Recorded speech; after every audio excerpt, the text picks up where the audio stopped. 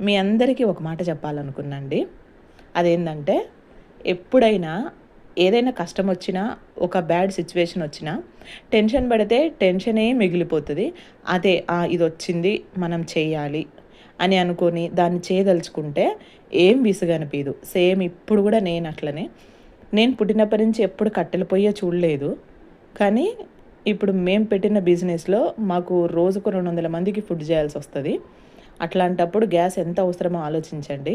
నేను ఏమాత్రం టెన్షన్ పడినా మా వారు ఇంగా విసుక్కుంటారు. పాపం టెన్షన్ అవుతారు. నేను ఓకే. లీవ్ ఇట్ చేద్దాం మనం కట్టెల పొయ్యి మీద నేర్చుకొనైనా చేద్దాం అనేసి ప్రశాంతంగా చేయదలుచుకున్నానండి. చేసుకుంటుంటే ఏమి విసుగనిపియలేదు. ఈ లైఫ్‌ని గూడా ఎంజాయ్ చేసుకుంటూ చేద్దాం. ఎందుకు విసుక్కోవడం? ఒకప్పుడు పెద్ద పెద్దోళ్ళందరూ రెస్టారెంట్లు, ఇళ్లల్లో, పెళ్ళిళ్ళలో భోజనాలన్నీ కట్టెల పొయ్యి మీద జేయలేదు. ఇప్పుడు ఎందుకు మనమంత విసుక్కోవడం? ఎంజాయ్ చేస్తూ చేస్తే ప్రతి పని సంతోషంగానే ఉంటది. అందుకోసమే మీకు కూడా ఈ వీడియో పెడుతున్నా.